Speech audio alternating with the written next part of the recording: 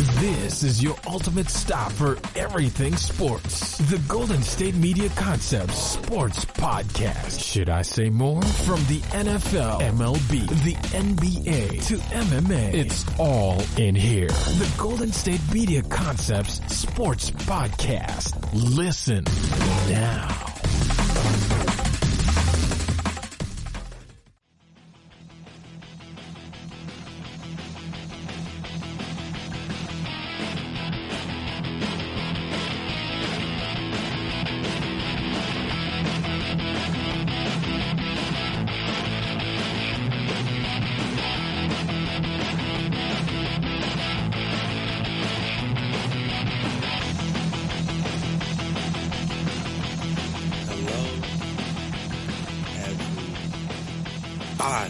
Welcome you guys back to another episode of the GSMC Sports Podcast presented by GSMC Podcast Network.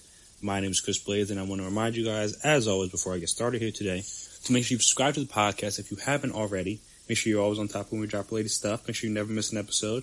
If you could, please, as well, give us a 5-star rating, write us a nice review. Be very appreciated, very helpful. See what you guys like, what you guys dislike, the things we can improve on, all that fun stuff. Also, if you're on social media, we're on social media, so we can communicate in that way as well. Twitter, Instagram, Facebook. We can talk, we can chat, we can discuss, we can debate all the different things to try to get us through these very tough times. As we all know, minimal sports going on, so we have to keep ourselves entertained in any ways we can. And if one of that ways is using social media, then come and find us. We are more than happy to help. Or happy to talk, however you want to refer to it as. So, one of the things that there is a talk about is the fact that the NBA executives they've been on top of this stuff from Adam Silver on down since the beginning. Obviously, they were the first sports league to have anyone, I think publicly affected by coronavirus, COVID-19, the Rona, whatever you want to call it. At least, at least in any of the major American sports, obviously. I'm not 100% sure about overseas stuff, but in America, they were the first one to have somebody publicly test positive. And then obviously we've seen what have been the ramifications of that. Or I don't know if ramifications is the right word, but just what has happened since that discovery, I guess you could say. And like I said, the NBA has been on top of all their stuff, and then now they're on top of something else. As in the midst of the shutdown, this is from Woj on ESPN, Adrian Wojnarowski. In the midst of the shutdown for the coronavirus pandemic, the NBA is reducing base salaries by 20% for about 100 of the league office's top earning executives around the world. Sources tell ESPN many of the executives and officials who are impacted work in the league's office in New York, including Commissioner Adam Silver and Deputy Commissioner Mark Tatum, sources said. These reductions will be implemented immediately and are expected to continue through the course of coronavirus crisis. NBA spokesperson Mike Bass wouldn't confirm ESPN's reporting, but said these are unprecedented times, I should say. And like other companies across all industries, we need to take short-term steps to deal with the harsh economic impact on business and organization. There are no widespread cuts to the rest of the organization, and no support or administrative staff are impacted, sources tell ESPN. But yeah, so this is just funny, this decision, because it comes basically a day or so after the Sixers had just talked about slashing the salaries of their employees by 20% for those that made over $500,000. Not 500,000. People would not have been outraged if it was 500,000. It was 50,000, which is why it was cause for the backlash. And obviously they had to overturn that. And then we saw like Joel Embiid tweeting out, how not tweeting out, but he was talking about how he's going to help the employees and all that stuff, and the community obviously too. So it was just funny. I took at it from that way, just how that happens one day, then the next day, the top earning executives across the entire league, I guess. Like obviously, like I said, most of them work in New York, but all those guys are now taking salary cuts as well. So that was just like funny. Just like I said, in a matter of 24 hours, those two completely opposite ends of the spectrum in terms of how to handle this crisis. are playing out within the same league, obviously. So that was pretty funny to me. But also, I guess it's just a good, I want to say good precedent. Yeah, I guess it sets like a pretty good precedent for other companies to follow. Obviously, I can't tell anyone what to do, and that each person's decision is their own, or each company's decision is their own. There's no like wholesale, like everybody do this or everybody do that kind of thing.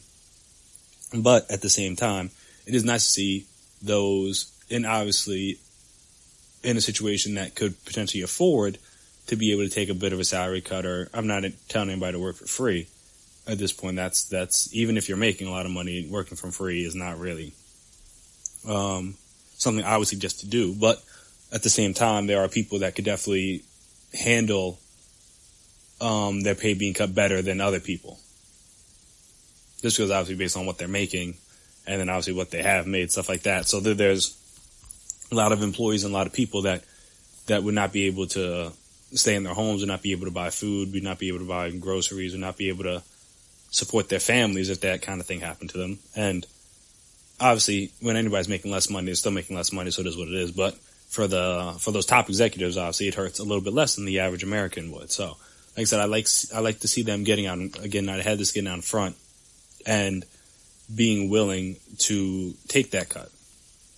This is, like I said, this is a good example for not just the rest of the teams within the league, but also, just like I said, going on just like other leagues. I mean, not everyone's going to follow this. Rich people like being rich. So by no means do I expect top executives all over sports to do this, but at the same time they could if they wanted to.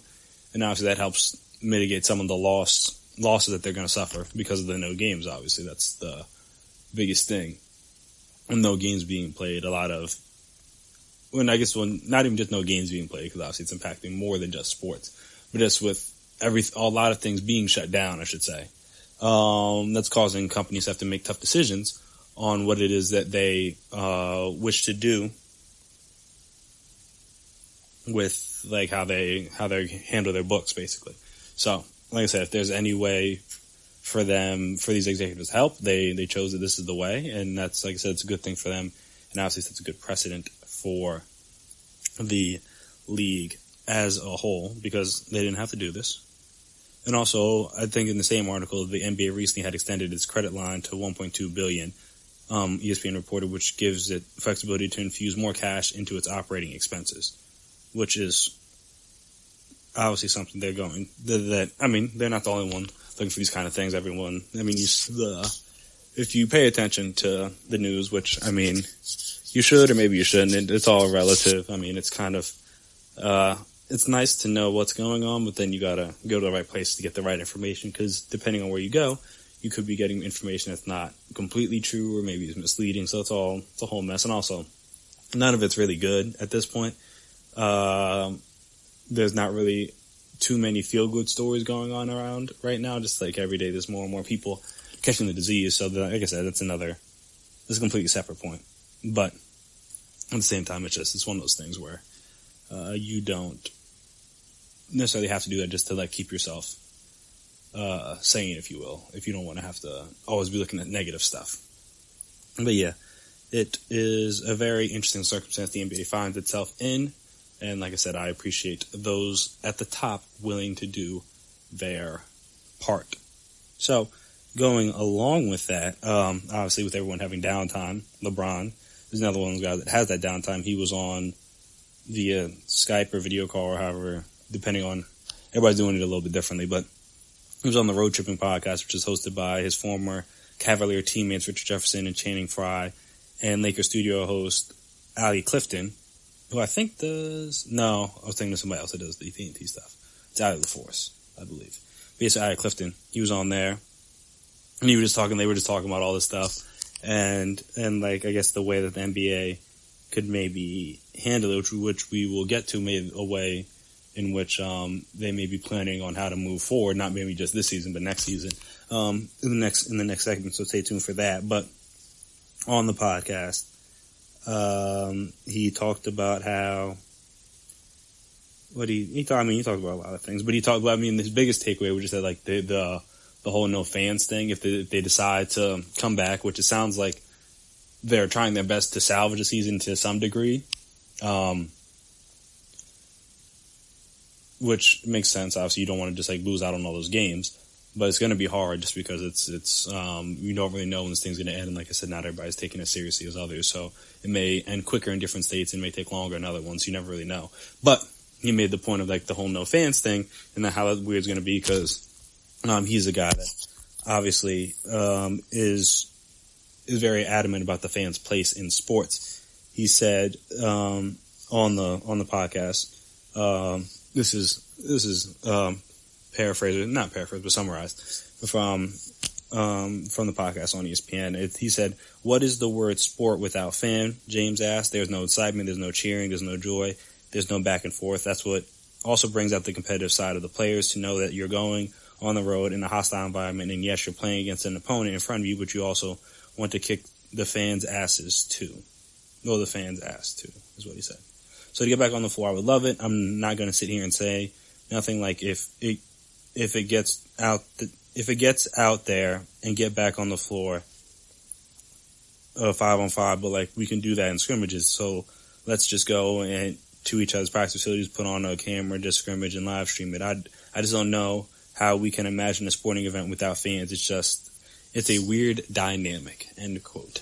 And that he makes some very fair points in that, just because it would be a very weird dynamic having no fans. And I mean, there's a lot of sports that are sound weird. I don't know if basketball is the one that would sound the most weird, but I know football would definitely be weird with no fans. It's just like the stadiums are too big. There's just like a lot of collisions going on. And there's a lot of like oohs and ahs and yelling and screaming in between plays. So it would be weird if there's no fans. But basketball is another one, just because that's a lot of that environment can help make or break. I mean, I don't want to say make or break a game, but it can help improve a game, at least in terms of viewership. Like if you're at home and you can see the fans cheering, you can hear them cheering, you can like see the camera shaking, or you can't really hear the announcers as well as you normally would be able to. Stuff like that adds to the viewing experience at home, because obviously you're watching at home, so you're not there, but you want to have the sense like you are getting a peek into the arena at the same time. And obviously with no fans, you don't have that. And then also, like I said, are you going to be hearing just like squeaking shoes, the bouncing of the basketball, maybe like the PA guy, the shot clock, the referee's whistles? Like it would just be weird. And like he said, like a lot of people thrive off that kind of stuff, trying to obviously they get riled up to play against the opponents, but they also get riled up to try to ruin a home fan's night. Which, I mean, that's always how you kind of the mindset you want to have. Obviously, you're trying to win the game, but also there's a lot of people that came out to the game that don't want to see you be successful. So you're also kind of playing to help prove them wrong at the same, or just kind of make their day less enjoyable. Obviously, you want to have them enjoy a good game, but obviously you want to make it so that at the end of the day you're happy as opposed to them being happy. And like I said, with no fans, that kind of extra juice, or extra oomph, or extra that part of the game would just be missing. It would just be a weird dynamic, because like, how do you make that up? You can't. There's no way.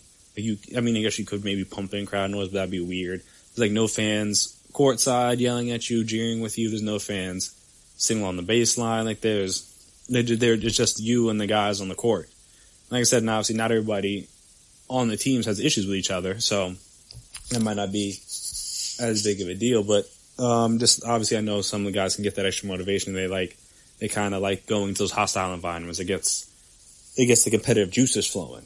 And like I said, without the fans there, that kind of takes that aspect of it would be taken away. And it's just like, how do you it'd be hard, and there's no real way to make up for it. And also, like I said, the viewing experience at home sounds weird now, because all you're hearing is the announcers. And like, that's it. You're hearing the announcer in like an empty arena. It would sound weird. It would look weird, one, if you're just watching and you just see, because it already looks weird if you're watching a game on TV and like fans are like late to their seats, if it's like early in the first quarter, not everybody's gotten off work yet or whatever, like, and you see all those empty seats, it already looks weird. But now if just everything's clear, it would be strange. But at the same time, I don't know how you can go back and within 3 or 4 months have thousands and thousands of people congregating in tight quarters next to each other. This is not, unless, like I said, there's no vaccine that's going to they're not going to come with any vaccine, I don't think. Obviously, I'm not a doctor. Then I don't think there's going to be any vaccine that's out within that time. There's no cure, like nothing. So it'll still be going around. Maybe we'll have better control of it as a country, but it's not like it's going to be eradicated.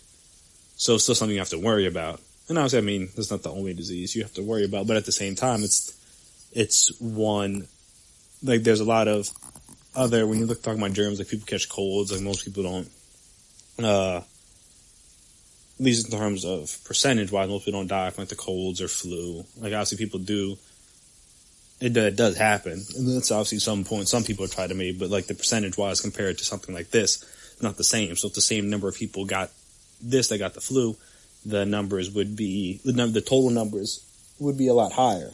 So it's obviously something that you're going to want to try to avoid. But at the same time, it's going to be hard to avoid that if you have a bunch of people packed into a tight arena where everybody's going through the same things, everybody's touching the same things. And like, unless you're just going to keep wiping things down, or like everyone has to wear gloves, like everyone has to wear gloves. It'd be like a weird dynamic of how you police that. Now since you know that it's there, I mean, how do you police in order to make sure that's safe for not just like the players, not just coaches, the staff, the executives, but like the fans, the workers, security, whoever? Like, how do you make sure that's safe and that you're not just creating a cesspool of corona? It's a fair question. So it's one thing that the NBA is going to be dealing with for the next couple months as we try to figure this out. But like I said, if this thing's not gone, then that's just going to make the decision for them. You're not even have to worry about it because you're not going to be able to play because no one will be allowed to. No one will be allowed to do anything. And obviously, well, like I said, we'll talk about this in the next segment. They floated out some ideas of how they would maybe try to work the playoffs or whatever, but it just wouldn't make any sense. But yeah, no. So that's the one good thing about all those free times it's given play athletes like that. Like LeBron wouldn't do that podcast other than the summer because obviously he's in season, he's not going to focus on that kind of stuff. But it's given guys like him, other players, other personalities the ability to go on these podcasts that they normally wouldn't be able to get on because their schedules are too busy. Like I know Shannon Sharp was on the All the Smoke podcast, which is Matt Barnes and Steven Jackson. Yeah, because Knuckleheads is like Quentin Richardson and Darius Miles, I think. So he was on All the Smoke. Apparently it was really good. I have to watch that. I wouldn't plan on watching that tomorrow. But yeah, it's just like one of those things that these people can do more of these opportunities. I know CJ and Dame took over the NBA's, the official NBA's like live, and they were running it. So that was kind of cool. You see all these like live like concerts and stuff going on with different people. So obviously it's giving, because everyone's home, it's giving people more opportunities to produce these types of content than they would be able to, obviously, because when they have those busy schedules, it's hard to do that all the time. But hey, it's unfortunate this is the way it has to happen because obviously that means they're not playing. And that's obviously what we want to see most, is them back on the field, back on the court, back in whatever domain they play their sport in. That's where we want to see them. But for the time being, I appreciate them at least trying to give us content some way, somehow.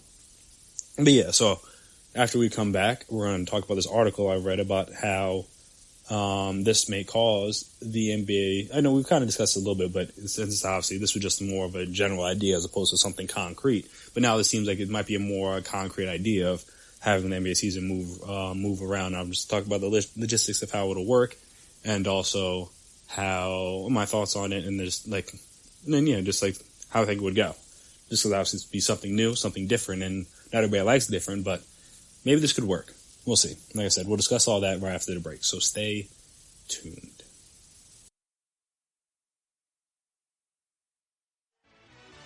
Are you looking for the very best NFL and college football podcast? Then check out the GSMC Football Podcast. Get the latest football news both on and off the field. From the NFL Draft to trades to the rumor mill to the NFL Combines, they got you covered. That's GSMCpodcast.com/football-podcast. Get updates on college rivalries, game day insights, and much, much more. It's football talk the way you want it. This show eats, sleeps, and breathes football. Don't forget to like them on Facebook and follow them on Twitter. Visit GSMCpodcast.com for more info.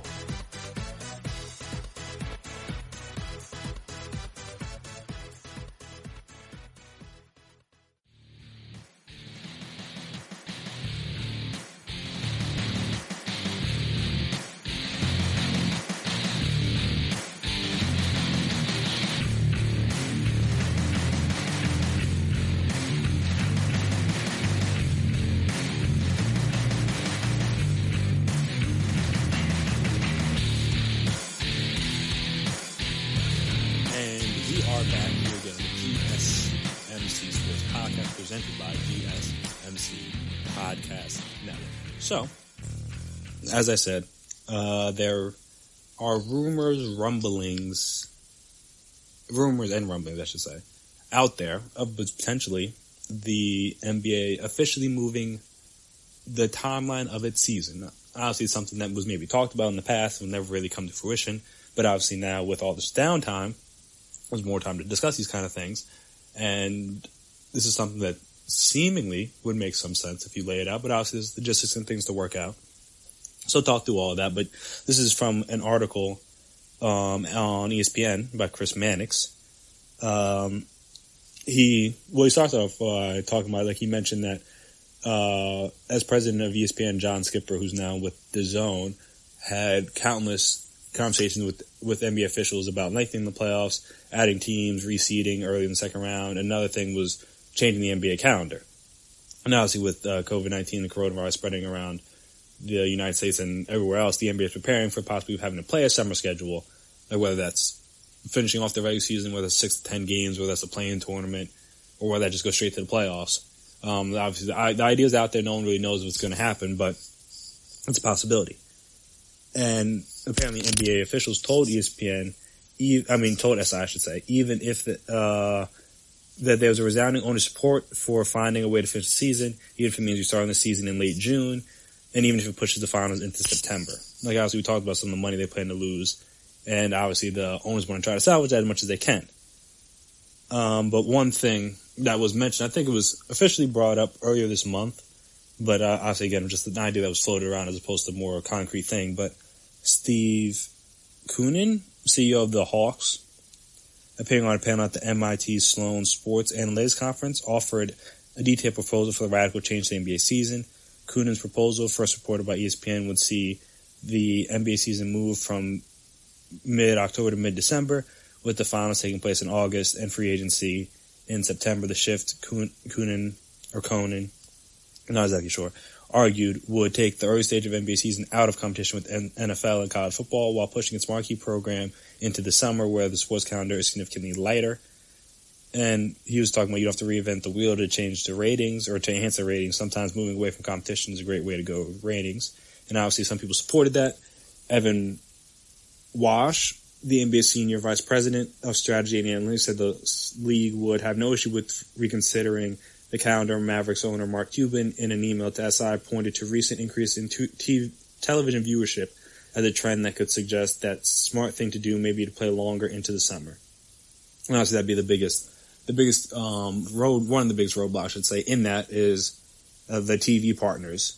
Television money accounts for 30% of the NBA's basketball-related income, largest single source of revenue.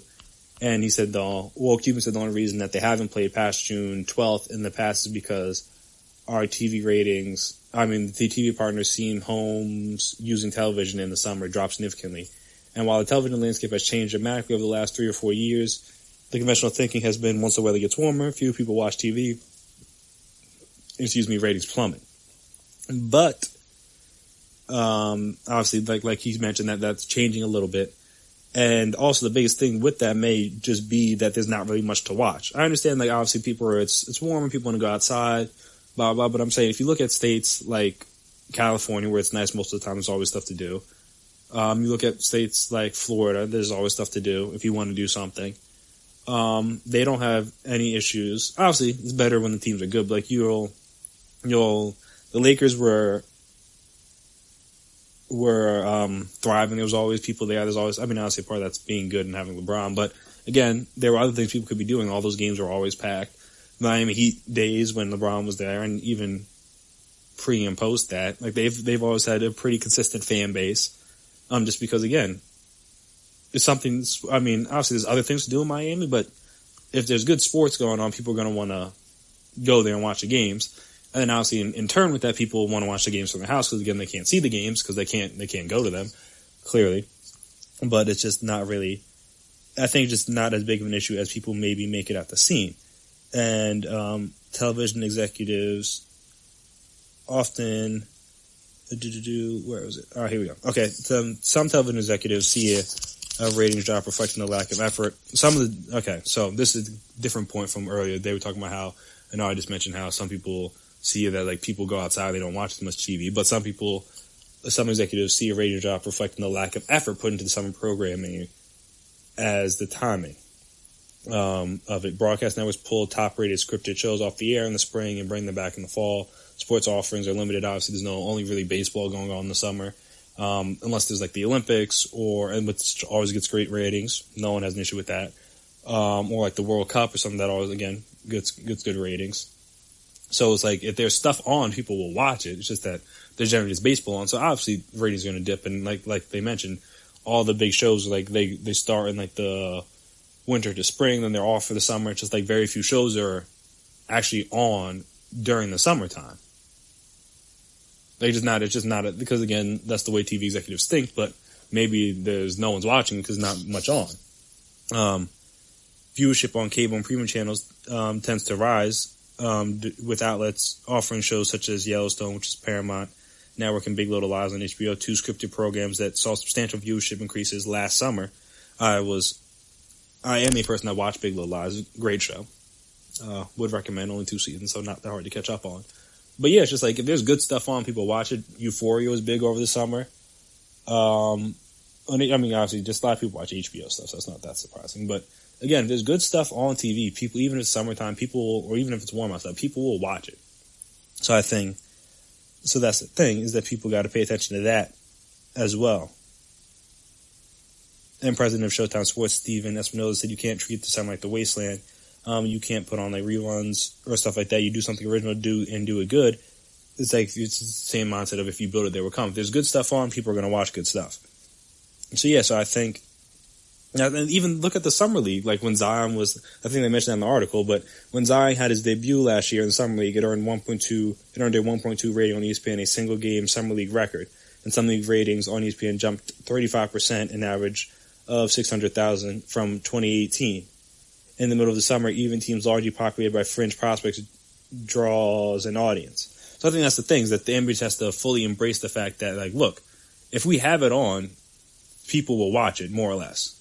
And I think once they accept that, then they realize that, all right, maybe it's different and change, and people don't like to change and stuff. It's been this way for how many ever years, so why change it now? If it's not broke, don't fix it, kind of thing.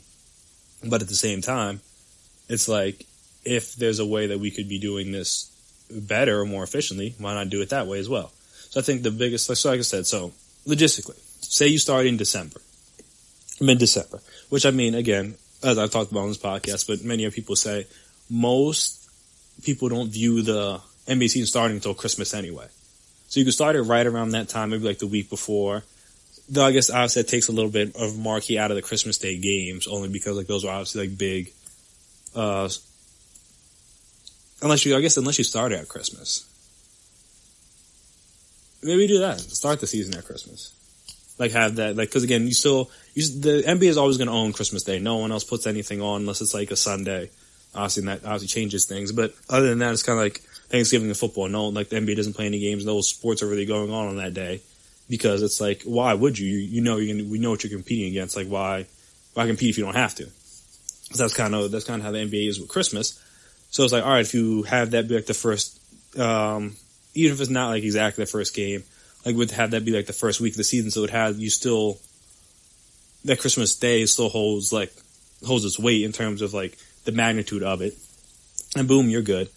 You start around mid to late Christmas, go until like, I say, cause like 4 months is probably like what? It's like March. So yeah, cause 4 months from there is January, February, March, April. Cool. So that works out perfectly. So you don't have to worry about competing with March Madness in terms of like All-Star break stuff. You can have it in April at some time, have it before the draft, and have it after the NCAA championship. Boom, you got some time in there built in. And obviously the MLB season will already be a couple weeks in, so you're going to worry about competing with the beginning of that as well. And then obviously you start the playoffs in June, May, June, whenever. Then you go through August. And then boom, you're good. Like I said, obviously you have to figure out stuff with like the All-Star. No, but the All-Star game's like the middle of the week. So it's like for MLB. So you don't really got to worry about that. And obviously, I know ESPN carries the home run derby, so you got to figure out that in terms of like TV partnerships and stuff. But again, that shouldn't be too hard to figure out. But yes, that's the thing. It's like, all right, you have it in June, and then obviously that lull when there's normally nothing going on. Now you can corner the market because again, if there's stuff on TV that is good, people will watch it. And it's not like you starting the games at like 1 or 2 in the afternoon because that's really when obviously again people can still go out at night because it's warm and stuff like that. But the games will still start at the same time. It's not like you're going to now all of a sudden, consistent summer, you're going to move them up to 1 or 2 in the afternoon. No, you still have them at 7, 8 o'clock, whenever you want to have the games. People still get off from work, come home, and you can watch the games at night. It's no different. Like the finals still get good ratings in June. It's not like this summer. It's summertime by then. What's the difference? In my opinion. Honestly, like I'm saying, if there's stuff to watch, people will watch it. The biggest issue is that there's really just been nothing to watch in the summer times. Depending on like what you're trying to watch, there's very few things that are like on and like good during that time. So it's like, what am I staying home to watch? Now, if you give me something to stay at home to watch, all right, then maybe I'll be willing to do it. And also, like you said, the biggest one, not the biggest, but one of the key aspects of it is the fact that you're no longer competing with the NFL and college football in the first couple months of your season. That's a part of the reason why. No one really, I don't say no one, because some people are just like big basketball guys, but if you're a follower of both sports, you kind of pay attention to, your team in the NBA once the NFL season's done, unless your team is not doing well at you, then obviously you can transition a little bit more easily. But if your team's doing well, obviously you want to keep up with that until that's done, and then once that's done, all right, boom, I'll move on to the NBA. So I don't even got to worry about that. But if you started like mid to late December, the season's already done. You know if your team's in the playoffs by then. So then it's like, all right, now you can just pick right back up. But then you want to miss that much of the NBA season because again in January it will be like only a couple weeks old if that's how they do it. I don't know. I feel like it could. It's not something I thought about, but I guess it allows for more sports to continue throughout the entire season, throughout the entire year, I should say. Because I was like, football is mainly fall, winter. Then you got like winter into spring and a little dabble into summer with basketball and hockey. Then baseball is like all spring and summer. But then again, like even with football, where that's like mainly the only sport that people are paying attention to, is 2 versions: it's NFL and college. So that's like it's basically two separate days. So it's like I worry about that, and obviously it gives you something else to do with baseball. When it's just baseball time, it's like that's it. There's baseball every single day. You have no other variation, no other variety, no other things to mix in, like you said, unless like the Olympics here or World Cup or the Little League World Series, if you watch that kind of stuff. Like outside of that, there's not really a whole lot to change up on.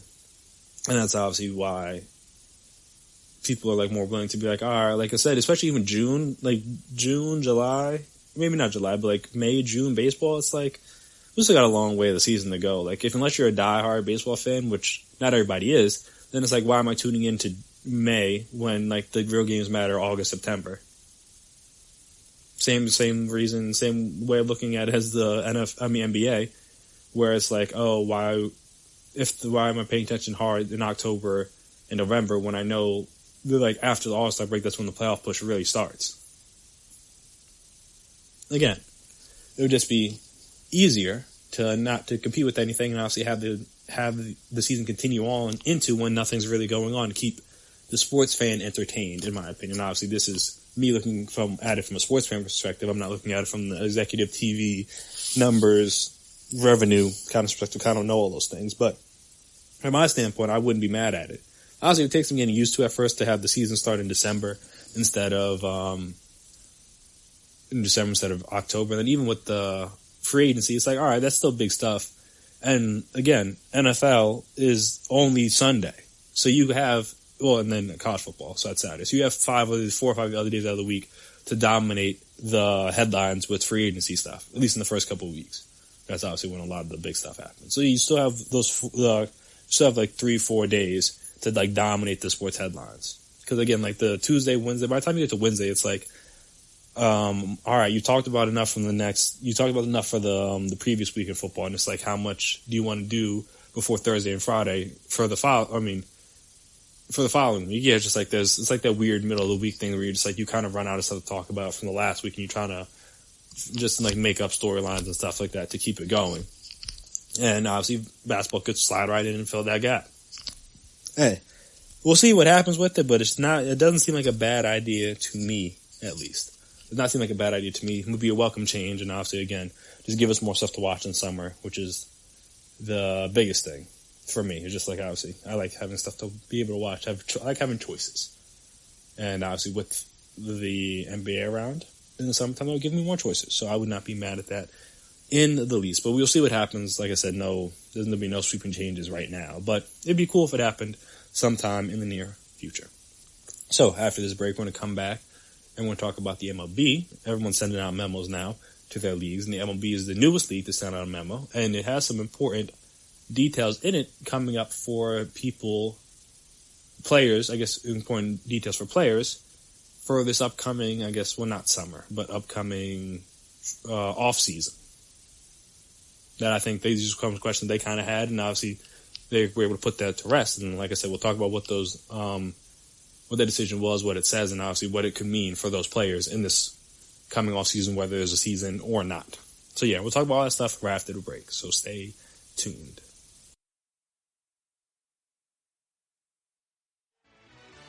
Check out the show that's built on the MMA. From the UFC to extreme cage fighting, they got the fights covered. Check out the GSMC MMA podcast. Get the latest news on past or upcoming fights. Join us as we talk to and about some of the biggest names in the MMA, past, present, and future. When it's the fight game, there's just one show to check out. GSMCpodcast.com/MMA-podcast. Don't forget to like them on Facebook and follow them on Twitter. Visit GSMCpodcast.com for more info.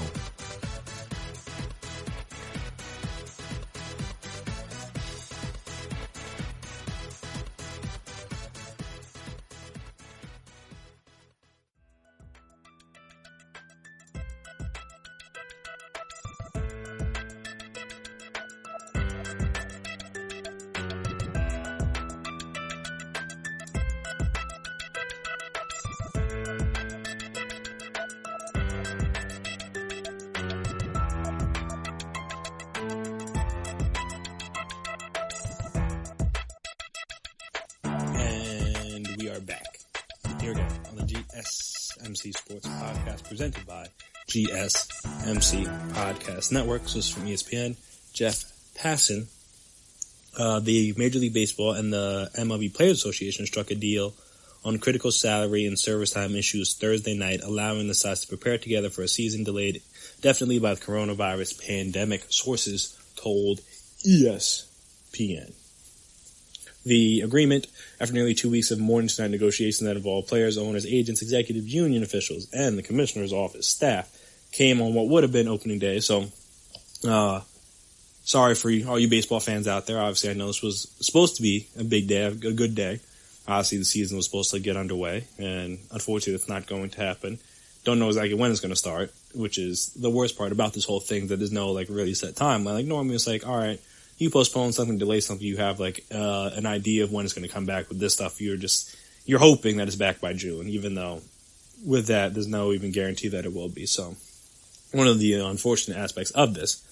But yeah, on a phone call with upward of 80 players Thursday, the union voted to accept MLB's latest proposal. Sources said MLB owners plan to ratify the deal in a noon Eastern time call Friday, according to sources. While both sides believe they made concessions, they settled around an obvious point. No sports league wants to be seen as bickering about billions of dollars amid an international health and financial crisis. In addition to the agreed upon financial particulars, the parties engaged in significant discussions about the most vital issue now and the future, how to proceed amid outbreak of COVID-19 cases. Obviously, there's no framework, but obviously the teams and players want to play as many games as possible with an eye on hopefully returning to training camps in mid-May.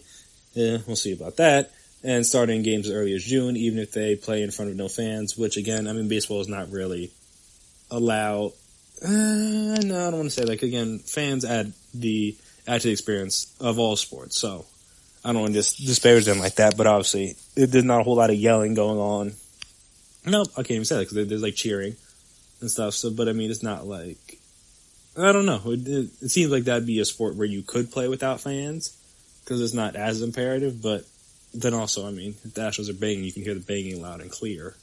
So you don't want that. Nah, I joke. They're not going to. I don't think they're going to do that this year. But we'll see. But yeah, so I mean, that would probably be one where you could do with. I don't say you could do without fans because you really can't do any sports without fans. As I mentioned with LeBron earlier, like the fans are a vital aspect of sports. Without fans, sports wouldn't exist because obviously no one would care to watch them. But I feel like you probably could do baseball without sports, but it would just be like extra quiet, which would be kind of weird. Then you get a crack of the bats, which is always a fun sound, especially when guys hit it right on the screws, right on the sweet spot. There are very few sounds in sports better than when you hear a ball hit on the sweet spot.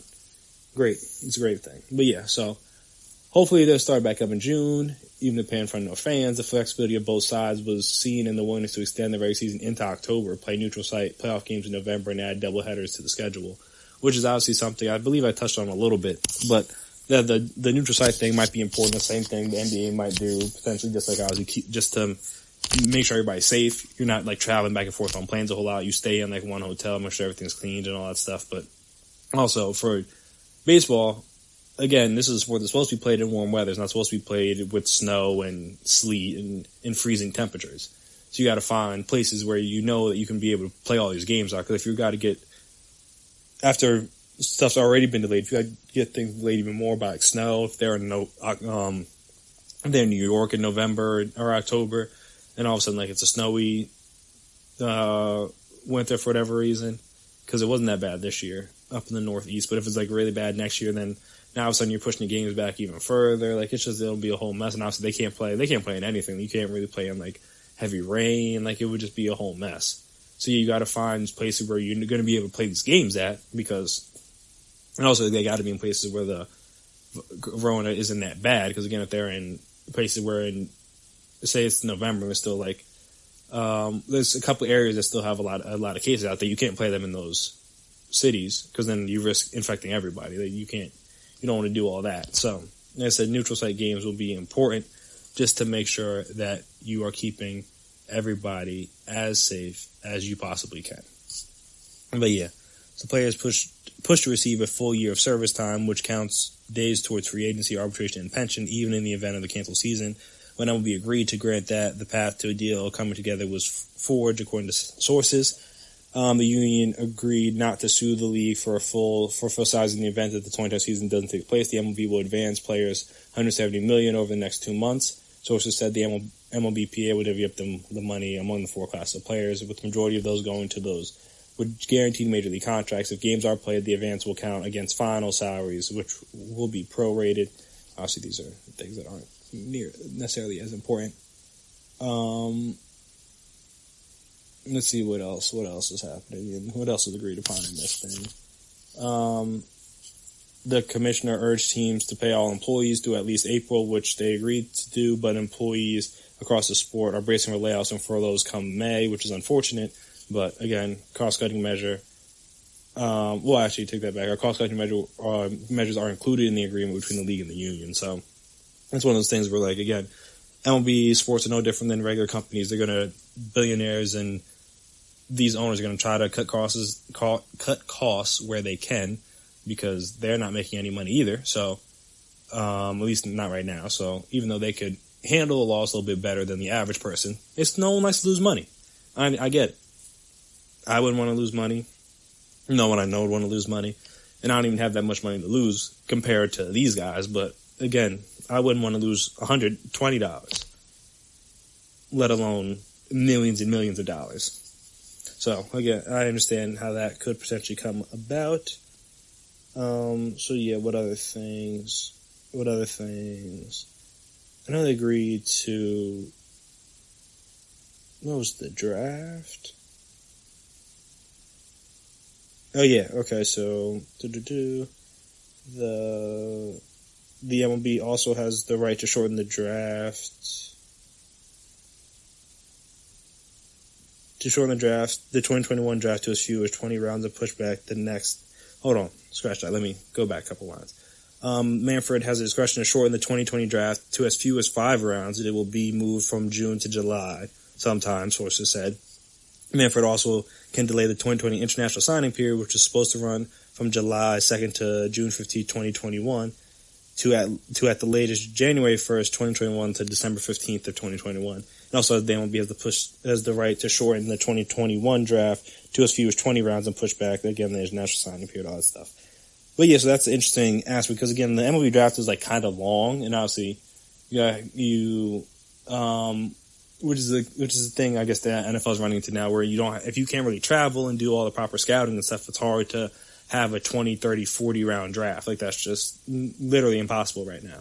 So shortening it to where you only instead of drafting like thousands of guys, 'cause I forget how many rounds there are on the MLB draft, but it's an absurd amount. Now you're drafting like hundreds of guys, and it's like, all right, that's easier to scout. That's easier for these teams to deal with. It's only like 5 rounds as opposed to, again, the normal 20-plus rounds. Like, that's nearly impossible. And then, obviously, again, with the international signing period, it's just that, like, you can't go out and travel to these countries and scout these guys and see these guys, again, if no one can get on planes or if they're in areas affected by the coronavirus. So that part makes sense as well. And then, obviously, one of the biggest things was, again, I mentioned the free agency stuff, which is important. So Mookie Betts, JT Realmuto, Trevor Bauer, Marcus Stroman, among others, are guaranteed to become free agents come November, regardless of the season status. If the year is canceled, Betts might never play for the Dodgers, which would obviously be unfortunate for them. But yeah, it's just an important thing because it was just like, it's not those guys' fault that the pandemic broke out and what's supposed to be their contract year. So then forcing them to wait another year, because obviously these guys already waited long enough to get to free agency. Obviously, there's, I forget what's it like, 6 years of service or something. I mean, again, it's not any different than most other sports. Like there's like the NFL team technically would have you for up to 7 years. If you're a first round pick, you get your 5th year option, you get franchise tag twice. And then I think maybe, I don't know if you can get your distant tag after that or whatever. But yeah, they can hold your rights for like between like 5 and 7 years. Basketball, the same thing. I think you can hold it from like either like 4. I think it's like 4 or 5, something around there. But then obviously most guys sign, like if they're a top draft pick, they sign their rookie extension just because they're making a lot of money. No one's going to turn that down. Now they're stuck with a team that they may not want to be with for upwards to maybe 7, 8 years before they hit free agency for the first time. And then, especially with these guys, they're not hitting free agency. At least with basketball, you could hit free agency at like 26, 27.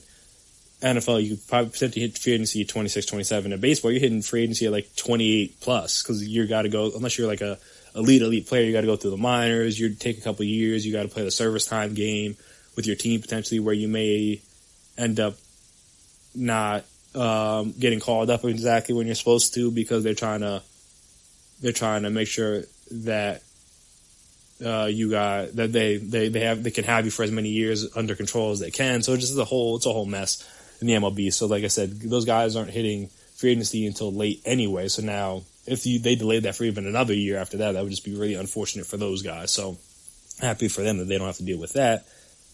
And also, there's a transaction freeze that will go into effect when owners make a deal official that bars teams from signing free agents, trading players, and making roster moves, and also a rejiggered setting, that's a weird word, for arbitration, the system that awards players with 3, 4, and 5 years of service time with higher salaries. While arbitration is a numbers and precedent-based system, typically the sides will change that to acknowledge a shorter schedule. So, at least it seems like, I don't know exactly everything the players wanted, but if that was a major aspect of it, I'm happy that they were able to get that into this new agreement because like you see across other sports, mainly in the NFL, they'll agree to things that may not necessarily be in their best interest because of some other things they got. But it seems, at least, if this is the main thing that they wanted, was to make sure the service time was good and guys are going to hit free agency and get their arbitration numbers right, then that's important. So kudos to the MLB Players Association for making sure that they got in the deal what it exactly is that they wanted. Because like I said, you see other Players Associations in other leagues, it doesn't always happen. So, like I said, shout out to them for making sure that they got everything that their players wanted right and made sure it was a part of the agreement before they signed, sealed, anything. Like I said, you want to make sure all your players are as happy as they can be. Obviously, no one's ever going to be 100% in agreement with anything, but you want to try to get as many people on board as you can. It sounds like they at least tried to do that. So kudos to them. But yeah, so after we come back, we're going to talk about the MLB, who sent out, not the MLB, we just did that. The NFL, who sent out their own memo about the draft. So we're going to talk about what that memo said, what that means, and kind of some of the details in that may be a little interesting, at least in terms of me, in terms of what can be said and what cannot be said about the decision to continue to hold the draft. At the same time, if that's what they chose, like I said, you have to wait and see to see if that's what they chose or not. But yeah, we'll talk about all that stuff right after the break. So stay tuned.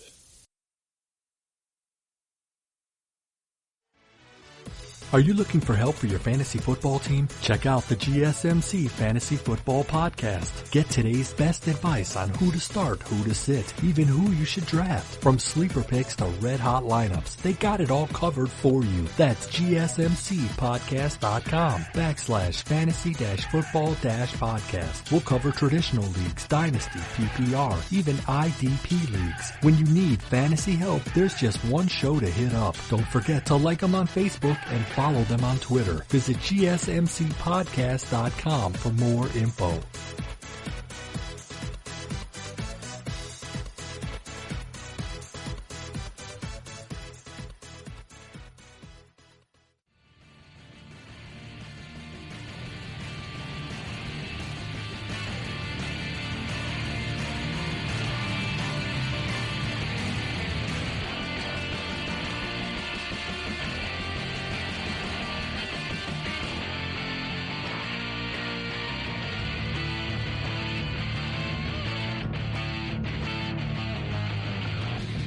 We are back.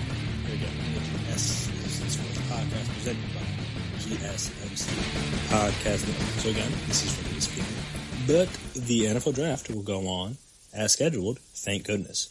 Gives us something to look forward to.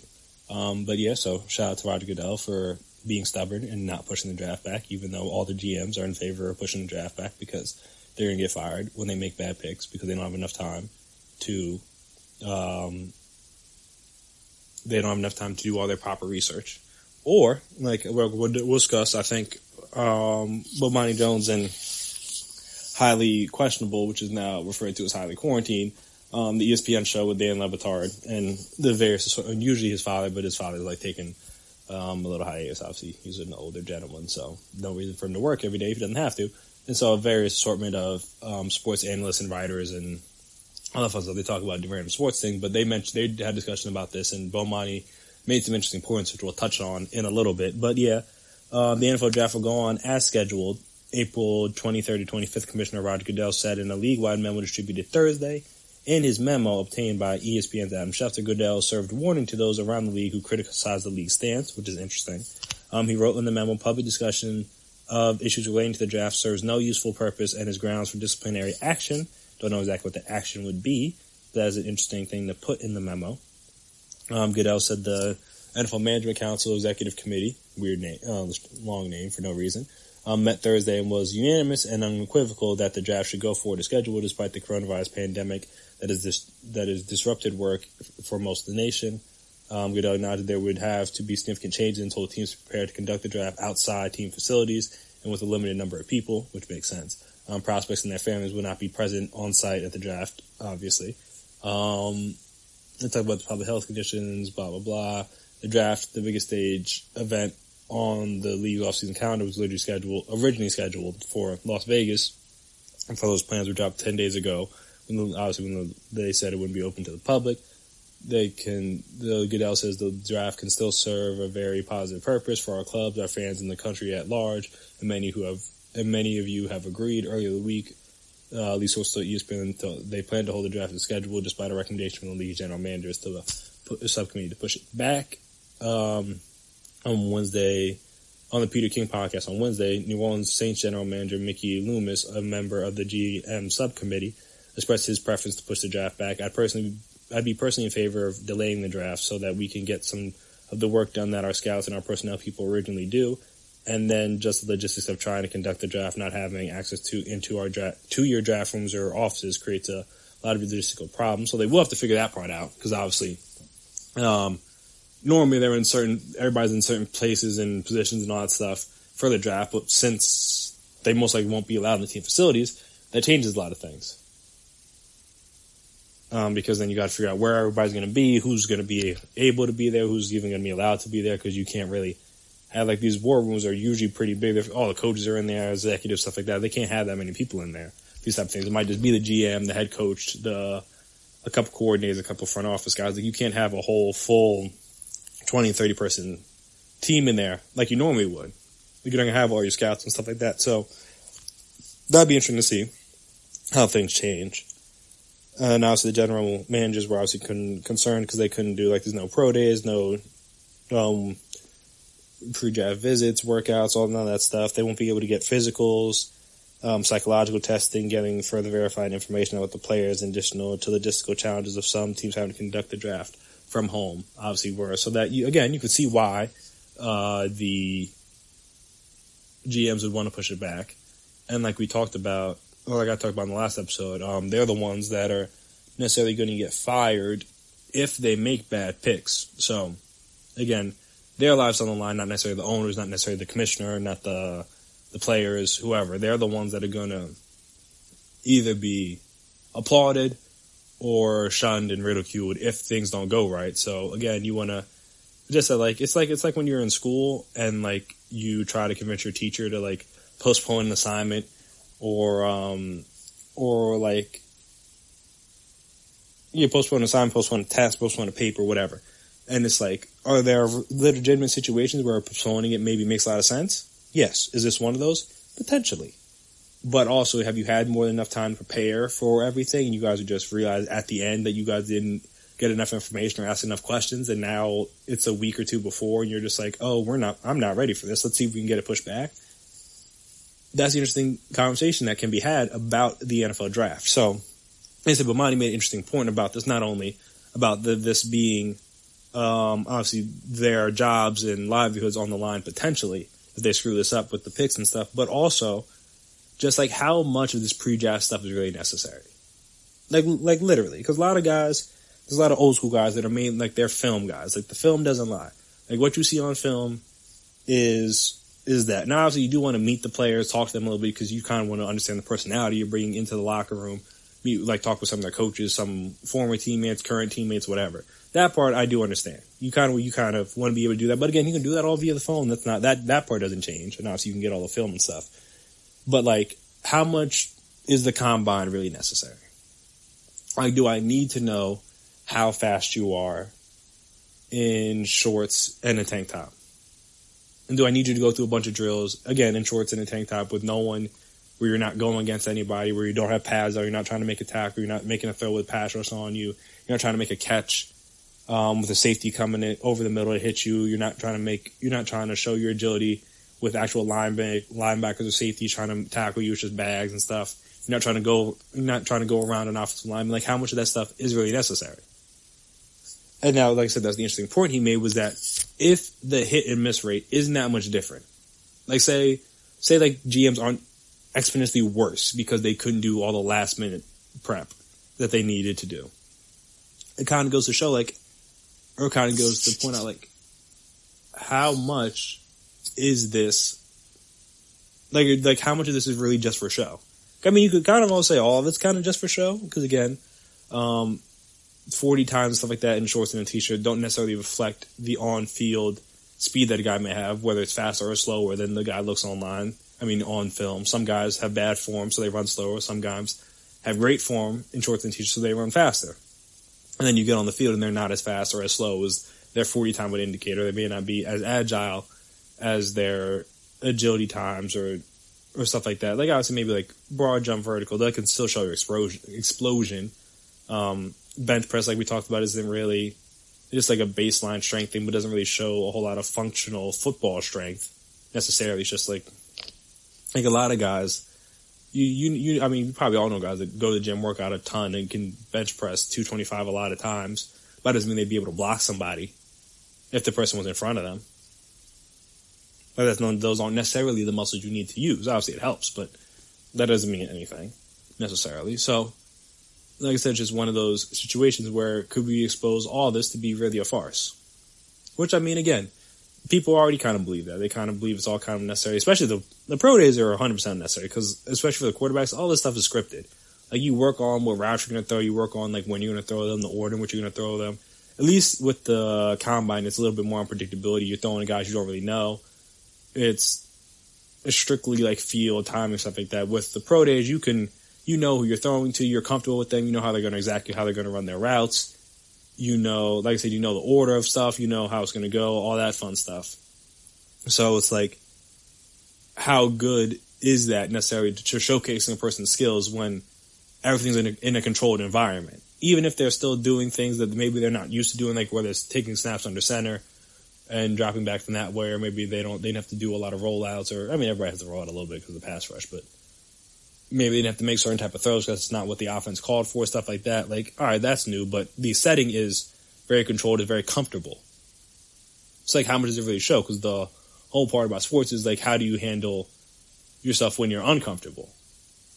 And that's not the situation that the pro days are in. Combine is a little bit more uncomfortable, but again, still, you're playing football, but like in a different way. You're not really, like, again, you're not getting tackled, you're not getting hit, you're not having to hit anybody, which is all three stuff you have to do on Sundays. So it's a little bit different than it would be. So, like I said, it's just, it can go to expose, even though, like I said, many people already kind of believe this, so this isn't a completely new thing, but it would go to expose this whole process as potentially unnecessary, I guess you could say. Like, how much do these combines, these pro days, these workouts, specialized workouts, all that stuff, how much do they really matter? Or can you do enough for the job based on film and like interviews with the person, obviously, and then obviously physicals? That's the big thing that you're not going to be able to miss out on, because you don't know how guys, whether you find something they may have had that they didn't know they had, whether they have stuff and you're trying to see how well it's healed, stuff like that. You want to know that information before you draft a guy. But in terms of like how good of a football player they are, you can tell that basically from the film. You have an idea of how good the football player are. Now the person, a little bit different. But the football player, you can find that out from film. You don't need to go to the combine. You don't need to go to pro days. Just know that kind of stuff. So like I said, it's an interesting point that he had, Bomani brought up that I hadn't really thought much of before he mentioned it, but it's just like how much of this extracurricular stuff, you could say, is really necessary. And I guess we're going to find out, because like I said, they're going to have the draft, and we'll see how good or how bad these GMs do. Even though, like, again, that's the interesting part, is that, like, if the team's bad, like, say the team's bad this year, they may get fired, but again, you won't really know the true impact of a draft class for at least 2, maybe 3 years. Because not everybody, like, plays as a rookie and stuff like that. So, it's hard to judge, and then some guys come back and get better, some guys come back and get worse. Like, it's one of those things. It's hard to say for certain how much, it's hard to judge a draft class based solely on the first year. So that's the unfortunate part, is these guys may not be around for their draft classes to be judged. But like I said, it will be an interesting thing to look back on just in a couple of years to see, like, how many more misses were there in this draft as opposed to normal, how many more hits were there in this draft as opposed to normal.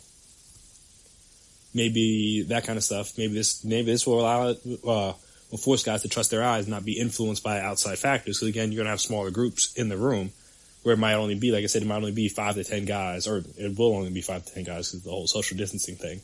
As opposed to normally, you might have 20, 30 guys. You might have a specific scout that pounds the table for a guy, and that may help you or may hurt you, because you may pick a guy that the GM or the coach didn't really want, but this guy's adamant for him, try to figure it out, it doesn't work out. Or that same position coach pounding the table for a guy, and now that he's not there, you pick somebody else, and now that doesn't work. So it'll be interesting to see how this all plays out, just on both aspects of it, obviously, in terms of GMs and their job, but also just how the process goes, and if it goes to show that maybe you don't need, I mean, I don't want to have people lose their jobs, so I hope you would still need all the scouts and stuff, but, like, do you really need all these extra, like, these television production type things? That's basically what the combine is. It's for TV. If they did the same combine but didn't televise it, there's no difference. It's just for us to know. Like, they could still have people tweet out the results and stuff like that, but just like so it gives people stuff to watch on TV. That's really all the combine's for. That's the whole reason why they moved it to prime time, so more people could watch it. I mean, there's no other reason other than, like, they wanted to make a TV production out of it, and that's basically what it is. It's like in reality, it's just a workout with television. Like, now you're just televised. So all the stuff people would be doing in their normal workouts, which, I mean, you have cell phones, so they record it, put it on the gram, put it on Twitter, put a cool song behind it to make it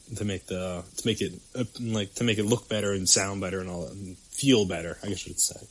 But just like, at the end of the day, it's just a workout. So, do we really need to see it?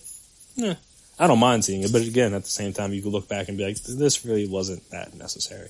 So yeah, it'd be interesting to see how this draft plays out this year. But again, happy it's going on because it gives me something to look forward to. Because if there wasn't that, who knows when the next sporting event-related thing would be going on.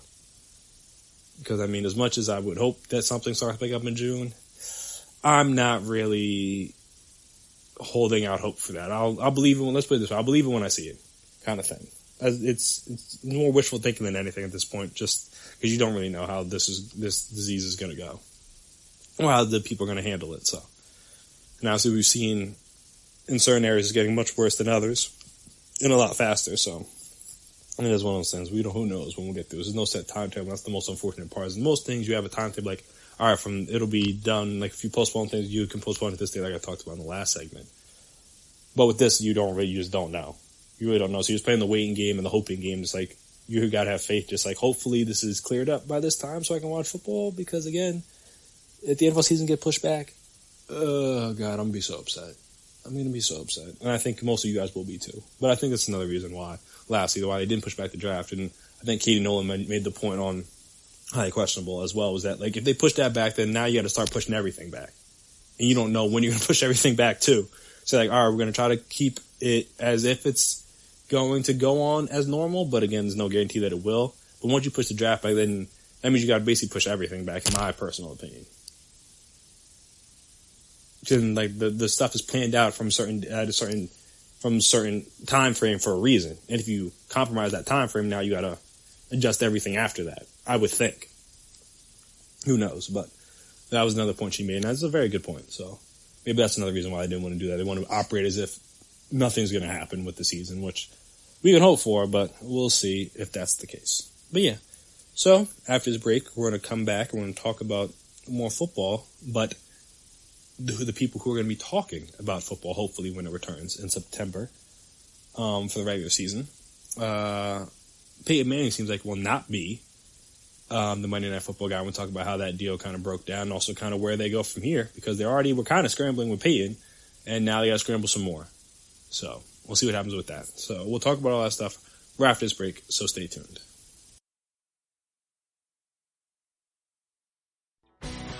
Are you looking to get your college football fixed? Looking to get the latest news on your favorite school's team? The GSMC College Football Podcast is your ticket to all things college football. Join us as we talk college football from the national championship, the college rivalries, the bowl game, to the Heisman Trophy. To which conference is the best? We've got you covered for the Big Ten, SEC, Big 12, the Pac-12, ACC, and everything in between. Download the GSMC College Football Podcast on iTunes, Stitcher, SoundCloud, Google Play, or anywhere you find podcasts. Just type GSMC in the search bar.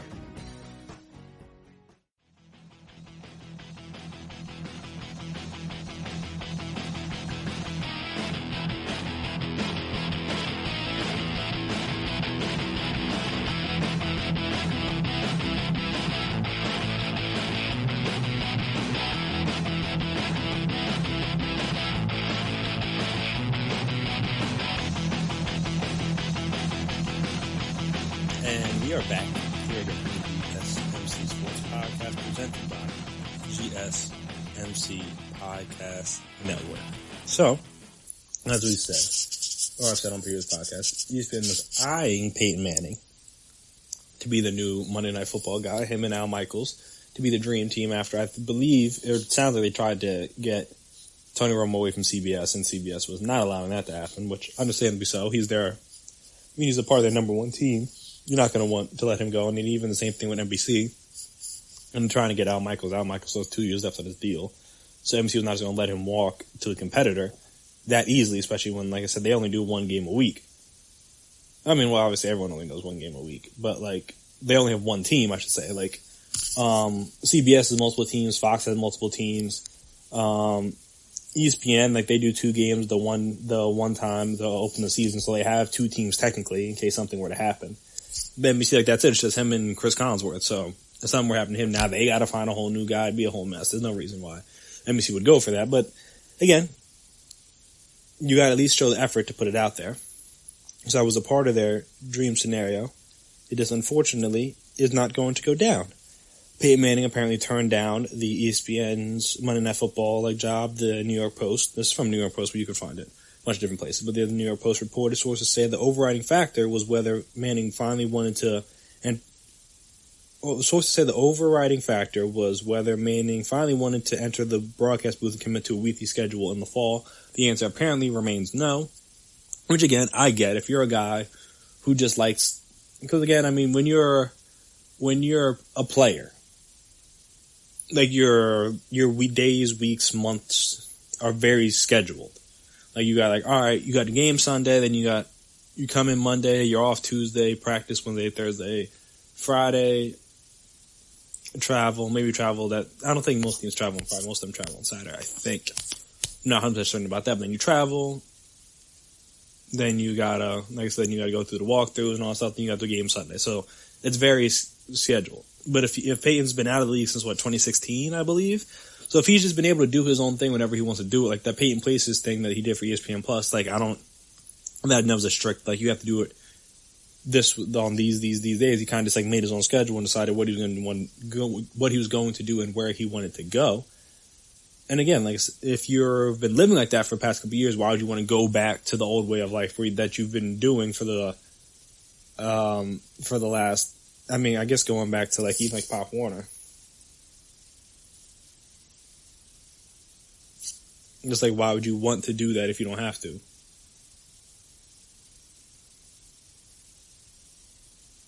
I say, why would you want to do that if you don't have to?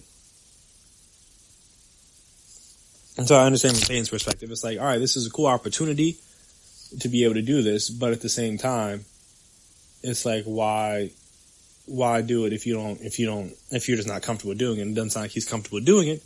So it's like, hey, I might as well keep with your old schedule. But now, Monday Night Football is continuing to scramble. Apparently Manning has declined to be a Monday Night Football analyst on multiple occasions, turning down basically every network since he retired from 2016. Since he retired from the NFL in 2016, like I said. ESPN and Manning's agent declined to comment, but there's a chance that potentially he would have been making more than the $18 million per year in that neighborhood than Tony Romo was making if he still did the Peyton's Places thing or did the detail show still, though I don't think, obviously, Monday Night Football probably takes precedent over that. And personally, I don't know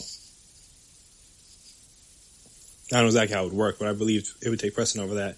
Obviously, that means they won't be getting Al Michaels. Apparently ESPN had capped its proposed offer to Tony Romo, who, like I said, they tried to get at 10 years, $140 million. They never got the chance to put it in front of him because the CBS gave him 10 years, $180 million, not 18, $180 million, 18 a year. Contract offer in the 12 to $14 million range seems realistic for what they might have offered Peyton, but again, we'll never really know for certain. And also officially, ESPN has not relinquished Joe Tessitore and Booger McFarland from their positions. So that's always kind of the weird thing. They're kind of already, they basically just like, all right, you guys are going to have the job. We can't find anybody else, basically. Because they've tried. They're doing their best to find somebody to replace them. They're just like, hey, if we don't, then you guys still have a job. If we do, then we'll move on. So that's always that's a weird aspect of it. Just the fact that like they technically haven't lost their job, but they're like actively searching for people to fill it. I mean, I guess that's not that new. People do that all the time at different jobs. Like they may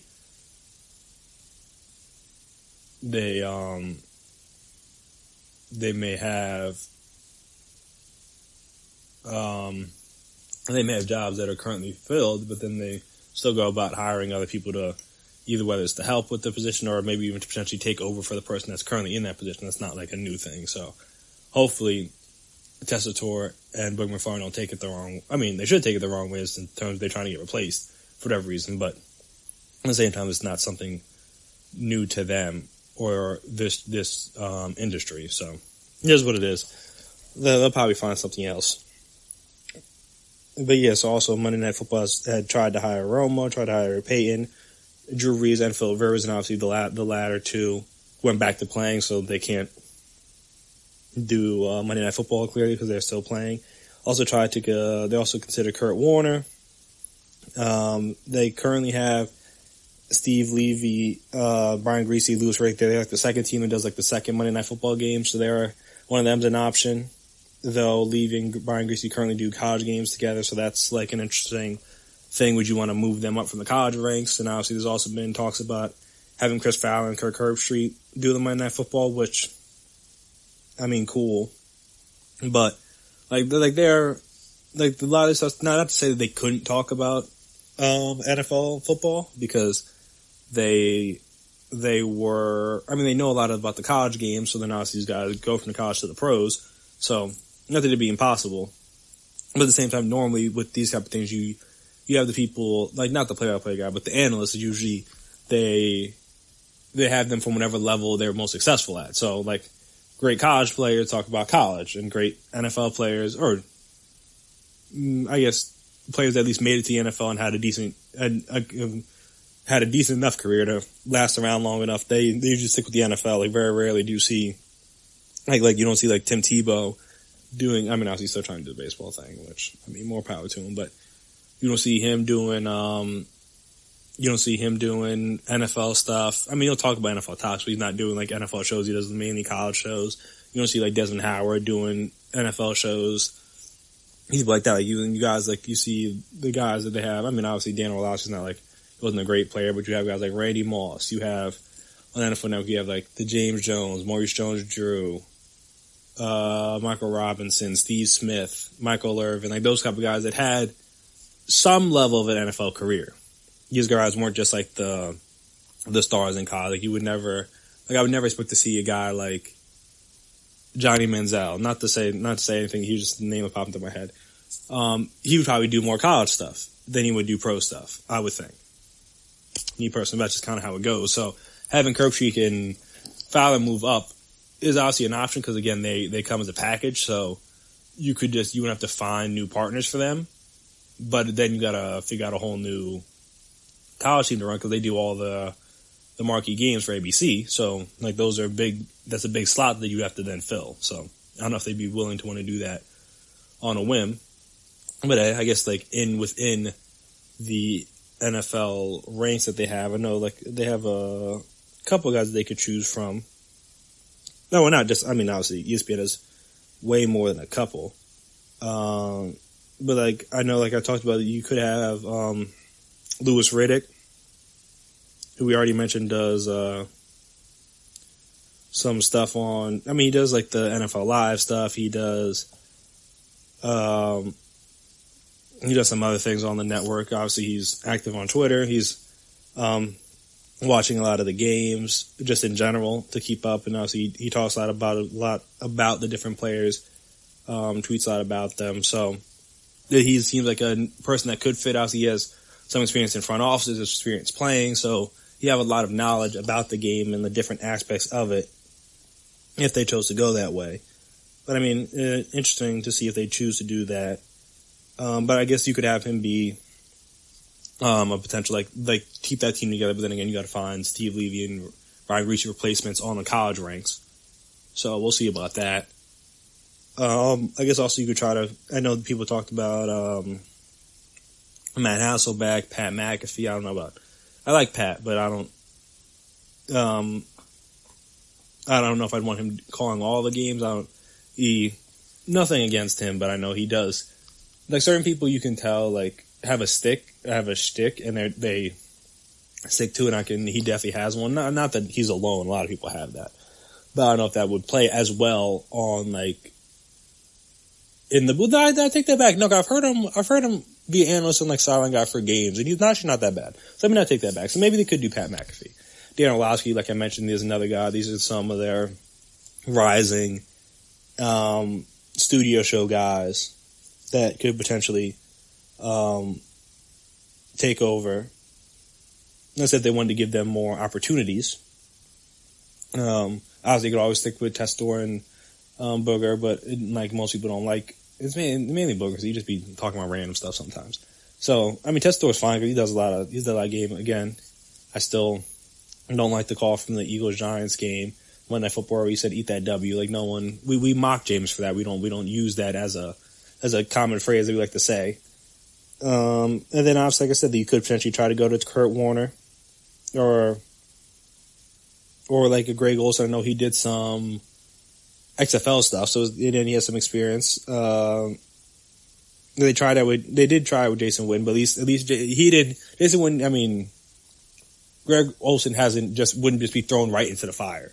Like he's had some experience doing some of the stuff previously. Jason Witten was kind of just thrown right in. They thought he would be good, and it just didn't work out. At least like Greg Olsen has some experience.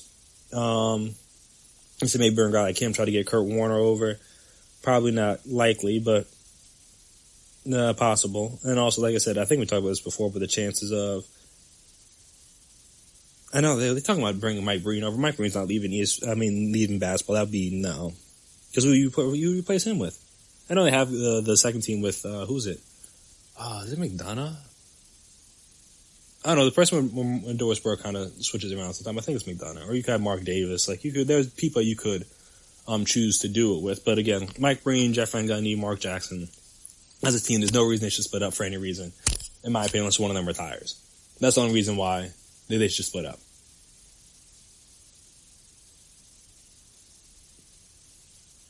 But I know that's an option, obviously. And then again, we talked about like potentially going and bringing the B teams over from other networks. You could try to bring in I&E, go try to bring in Dan Fouts from CBS, Kevin Burkhardt and Charles Davis from Fox. Like you could try to get some of those guys as well, but I don't think these networks are going to let these guys just walk that freely, personally. But again, we'll see. So I think them probably just promoting from in-house, whoever that is, and maybe keeping Testor, maybe not. We'll see. But promoting in-house is probably the best case scenario for ESPN at this point, because again, they've had a lot of options and seem like they're down to option. It's got to be at least option E, F, maybe even G at this point.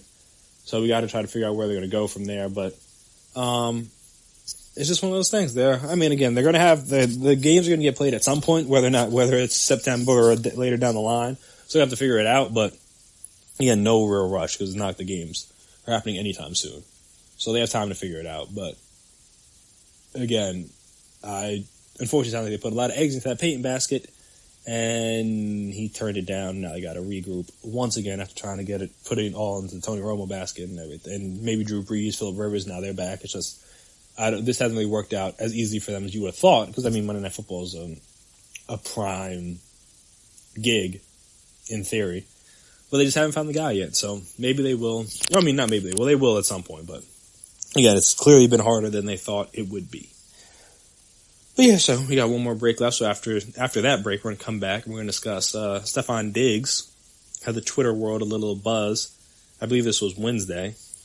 You tweeted out a topic, and a lot of people were voicing their opinions on said topic. So we'll talk about what that topic was, and then what my personal opinions are and how I would rank them. It was a top 5 list.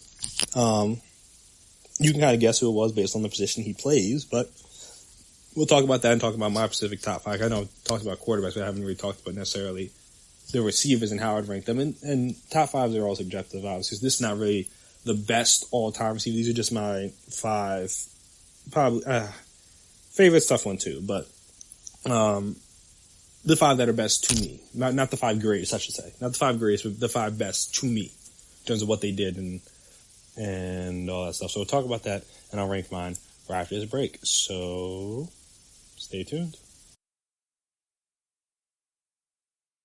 Check out the show built around the women of MMA, from the UFC, Invicta FC, Bellator, and one championship. We got the fights covered. It's the Golden State Media Concepts Women's MMA Podcast. The latest news of upcoming fights, discussions of previous matches. Join us as we talk to and about the biggest names in women's mixed martial arts, past, present, and future. When it's the women's fight game, you know where to listen to. The Golden State Media Concepts Women's MMA Podcast.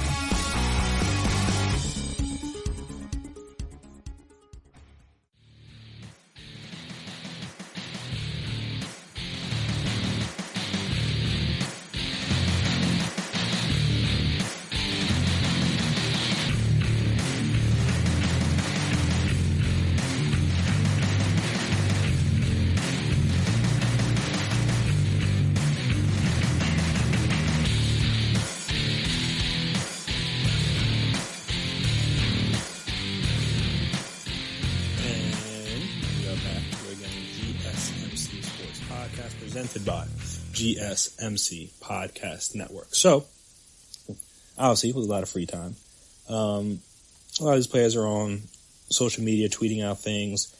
I mean, they're not doing that anyway, but again, now they can't leave their house as much, so they have more free reign to do that kind of stuff. So, I guess this was actually a couple of days ago. No, this was the 25th. So yeah, that was Wednesday. So it was around noon, right around lunchtime. Get a lot of, lunch table, water cooler debate going. So he tweeted out, Stephon Diggs said, top 5 wideouts to ever play the game, go. And then obviously that got a lot of response from different players and current and former, other things. So, and I guess that's the thing about that kind of tweet is like the best. I mean, top 5 that ever play the game is all subjective. It's like, are you basing it on talent? Are you basing it on numbers, production? Because everybody's list is going to be a little bit different.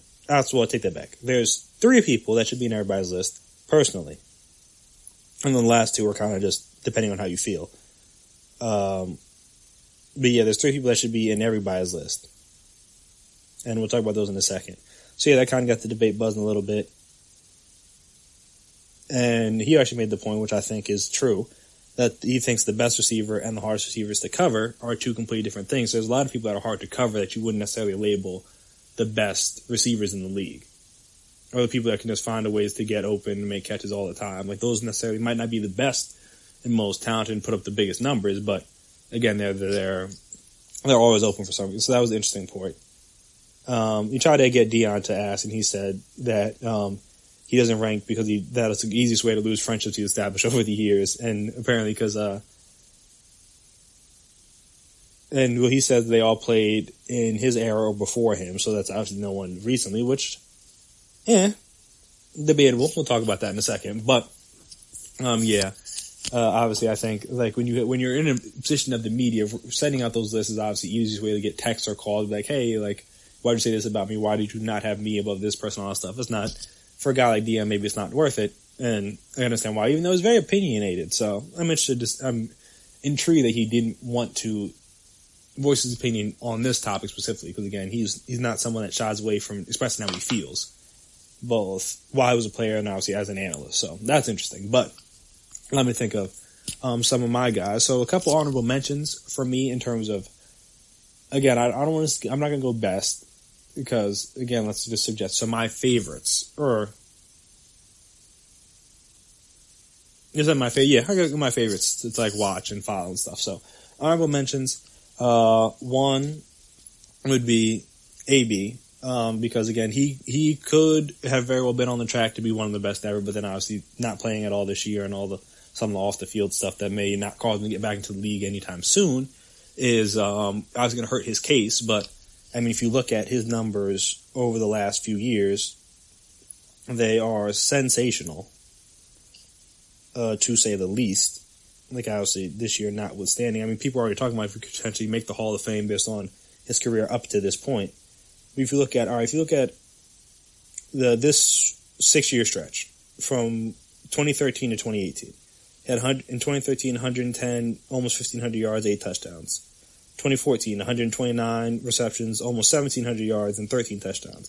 2015, 136 catches, 1,800 yards, and 10 touchdowns. 2016, 106 catches, almost 1,300 yards, and 12 touchdowns. 2017, 101 catches, 1,500 yards, and 9 touchdowns. And then 2018, 104 catches, almost 1,300 yards, and 15 touchdowns.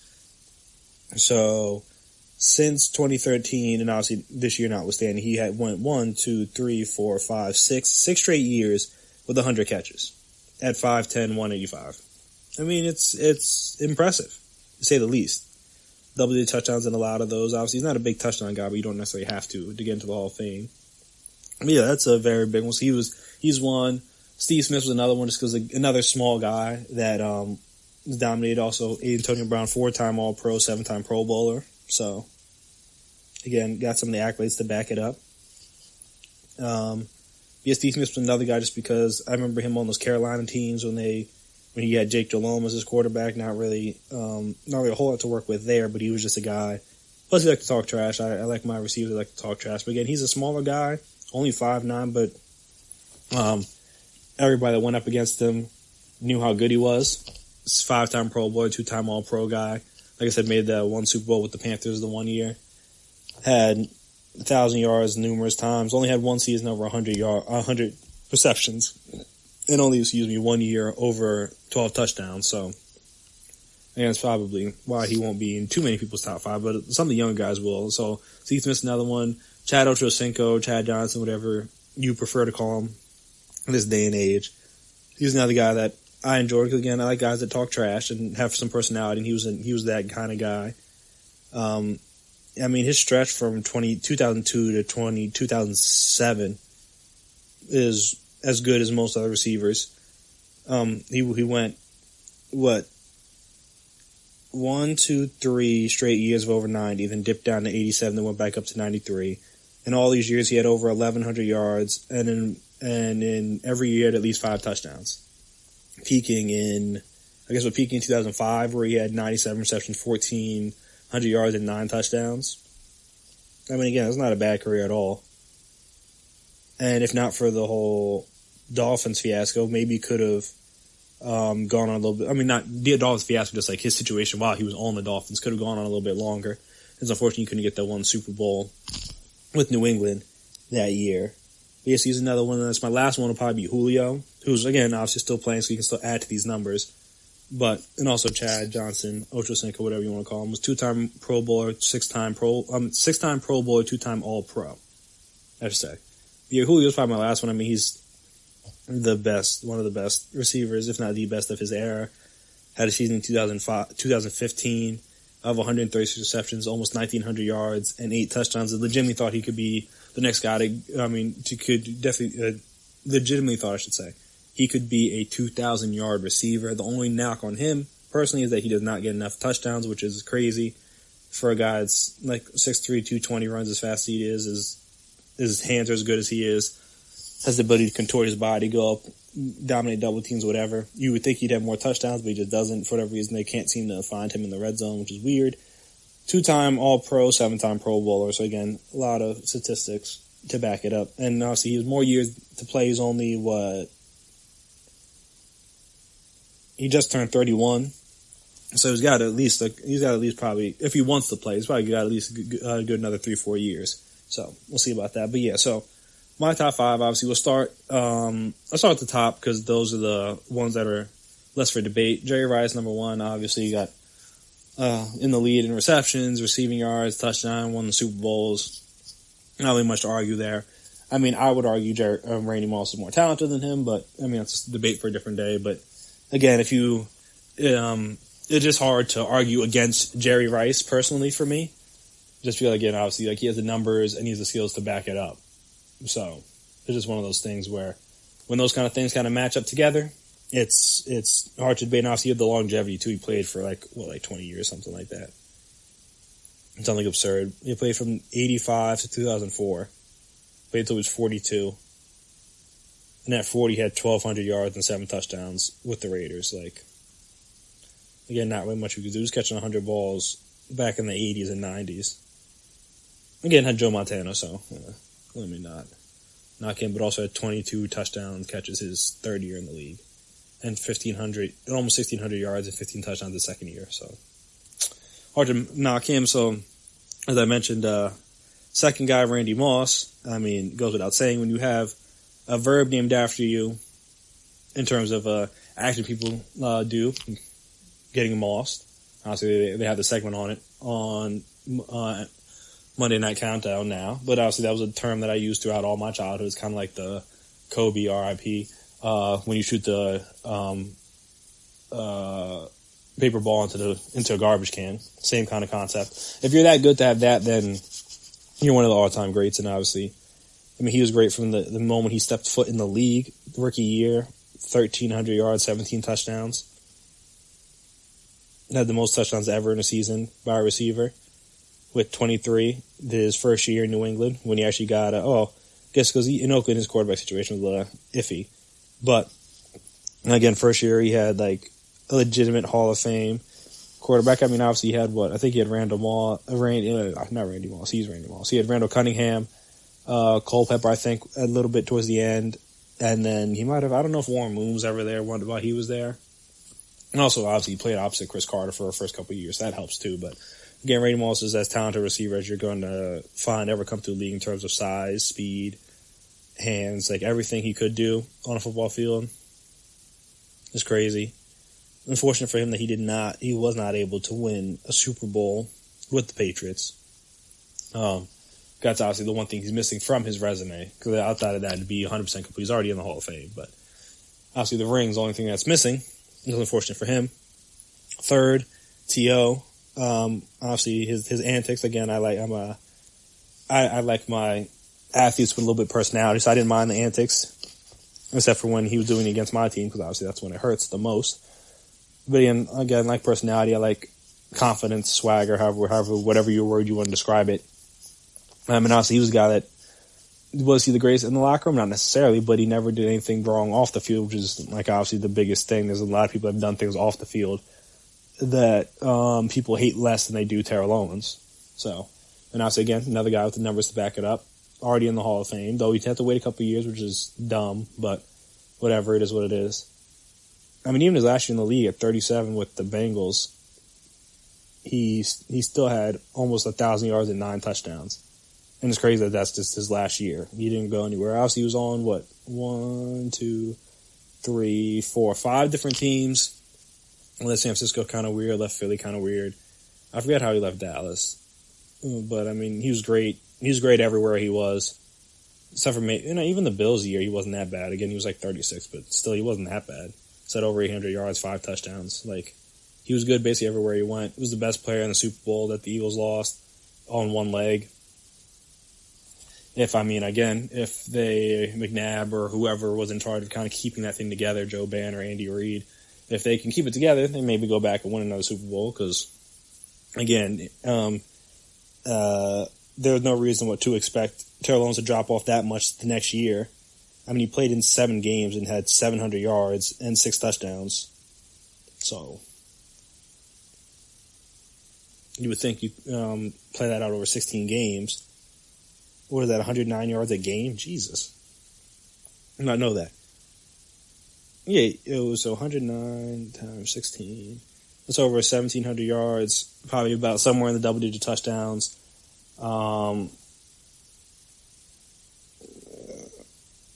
100 catches. Like, again, he would have put up another great year. So, those are the top 3. I think those should be most people, if not all people's top 3. Some people probably won't have T.O. just because of their opinions towards him, but Randy Moss and Jerry Rice are in everybody's top 5, as they should be. Now, 4 and 5 is where it gets interesting for me. 4, I feel like just based on longevity and based on the numbers, and also based on that playoff run, the one year the Cardinals went to the Super Bowl, I'm not mad about putting Fitzy in there, Larry Fitzgerald in there at 4. I mean, we talked about it before, but that playoff run is probably the greatest run by a receiver we're ever going to see. The only thing to knock on him is that he has the Pro Bowls, not really the All-Pros, but again, his quarterback situation, though he chose to stay in Arizona all his career, so there is that. His quarterback situation, been a little shaky. Had Kurt Warner a couple of those years, that's Carson Palmer, but then after Carson Palmer, the quarterbacks weren't really that great. He was still putting up numbers, but quarterbacks weren't really that great. And now it's like I said, to go through mind you, this is his first playoffs. Again, he's 25, so, but still. For a wild card game, 6 for 101 and a touchdown. Divisional round, 8 for 166, and 1 touchdown. NFC Championship game, to go to the Super Bowl, 9 for 152 and 3 touchdowns, including, I think, the game. Did he have the game winner? Technically? No. Tim Hightower did. He might have set that up. I'll have to look into that later.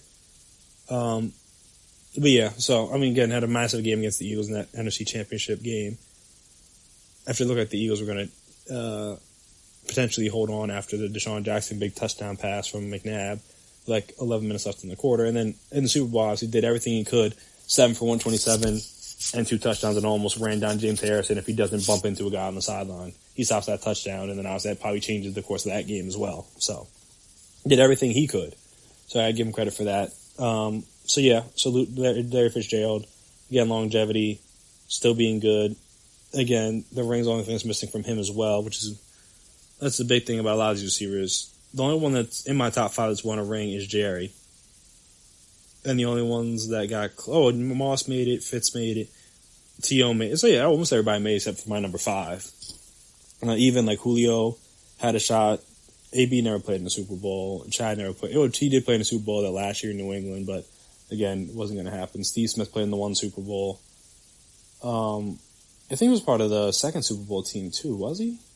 Was he on the Cam team or was he with the Ravens? No, I think he was with the Ravens at that point.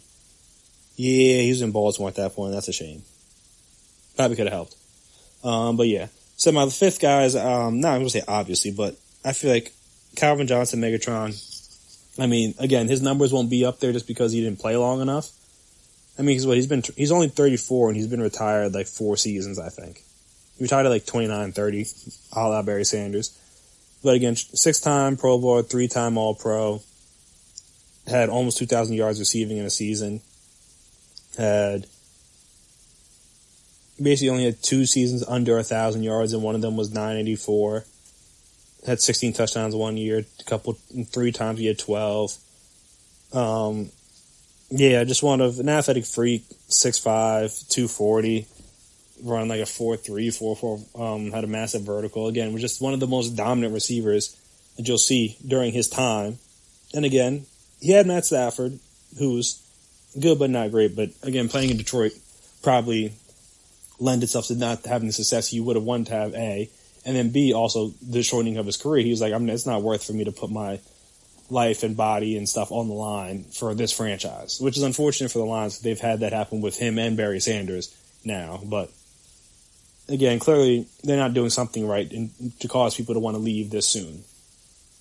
This early into their career. So again, he's only 34 now. His birthday is in September, so he's turning 35 this year. But again, he hasn't played since 2015, so that's at least 3 or 4 more seasons he could have played and put up more numbers. And now he would be a surefire lock for the Hall of Fame. Again, now we're just probably getting in. In my opinion, he's one of the most talented receivers that's ever played. And in terms of that, probably one of the best. But again, he's not going to have the overall numbers that, in terms of the top, the rankings, whether it's the yards or receptions or touchdowns, stuff like that. He's not going to be up there because he didn't play long enough, which, and a lot of those lists are more longevity awards than they are anything else. So that's unfortunate. But, hey, Calvin Johnson, I had to put him on my personal favorite list just because, again, athletic freak, Megatron, fire nickname. That's anytime you have a fire nickname or fire or something that goes along with your play, it adds to it personally for me. That's why, like I said, Randy Moss is rated higher. I mean, again, he's still the second best receiver ever, but he's rated higher because of the whole Moss thing. I love Chad Johnson because of the Chad Ochocinco thing. That was funny. He did all the dances and antics on the sideline. Always enjoy that. T.O., same thing with the dances and antics and stuff like that on the sidelines. Only people that enjoy themselves when they get into the end zone. So that was kind of my thing. But yeah, so that's probably my 5. Jerry, Randy Moss, T.O., Fitzy, and then Megatron are probably my favorites. And again, it's all subjective. A lot of people have other favorites, but again, and I don't even say favorites is different than best, but if you're doing best / greatest, then T.O., Randy Moss, and Jerry Rice should be in everybody's, and 4 and 5 are the ones up for grab. Everybody that doesn't have those 3 in there, I don't listen to their football opinion, and neither should you. So you should listen to mine because I have it in there. But if I didn't, then if I got ridiculed for it, I would completely understand, because how can you not have those guys in there in some way, shape, or form? Doesn't make any sense to moi. But hey, here's what it is. So yeah, you guys are more than welcome to send me your list, see what you had. Maybe you already sent it to Stephon Diggs already. By all means, send it my way. I want to see how much different our lists are. Like I said, if you don't at least have Jerry and Randy Moss, I understand T.O. because not everybody likes T.O., but Jerry and Randy Moss, and then scratch that. If you don't have those 2, don't send me a list, because I don't need to see it. I don't. I'm sorry. Don't be disrespectful, but again, Jerry Rice and Randy Moss are the 2 greatest receivers ever, It should be in everybody's everything list. Anything that mentions receivers, they should be in it. About how good they are, favorites, best, whatever, greatest, they should be in there. If they're not in there, then you've done something wrong. I'm sorry. But hey, that'll do it for me here today on the GSMC Sports Podcast presented by GSMC Podcast Network. I want to thank you guys, as always, for listening. I want to remind you guys, if you haven't already, to subscribe to the podcast. Make sure you never miss an episode. Make sure you're on top of whenever we drop our latest stuff. If you could please as well, give us a 5-star rating, write us a review. Be very appreciated, be very helpful. Also, if you're on social media and we're on social media, so you can find us there, Twitter, Instagram, Facebook. You can find us there. We can talk, we can chat, we can debate, we can discuss. Obviously, we have a lot of time on our hands, so we have more than enough time to discuss various things. And also, remember, wash your hands thoroughly. Don't sneeze or cough into your hands to help spread the germs. Stay at home if you don't have to go to work. If you do, more power to you, and I hope you stay safe out there, especially if you're one of those essential workers, doctors, grocery store people, police officers, firefighters, stuff like that. If you're one of the nurses, if you're one of those guys, more power to you. I'm very grateful for the work that you've done. And if you're not, stay at home if you can. Obviously, not everybody can. But if you can, please stay home. Social distance, keep 6 feet between you and other people. Don't interact with people if you don't have to. Quarantine yourself, self-isolate yourself if you're ever feeling sick. Don't go to work if you're feeling sick, stay home. Now, obviously, if it's bad enough, try to go to a doctor. Obviously, it's hard to get tested in America, but if you can, please do, so at least you'll know. And obviously, you'll know, and you won't be passing it along to anyone else in your family, in your household, in your apartment, any of your friends, anything like that. So do everything so we can do all that stuff so we can make sure that we're outside as quickly as possible and stuff returns to normal as quickly as possible. Because the longer it takes for the curve to flatten, the longer we'll be cooped up inside our houses. So I imagine you, like everybody else, wants to go outside, wants to enjoy their summer, which is coming up in a few months, and you won't be able to do that if you don't help flatten the curve now. So again, like I said a couple podcasts ago, do what you have to do so that you can do what you want to do. But yeah, that'll do it for me here today. That has been my time. I've been Chris Blades, and until next time, peace out.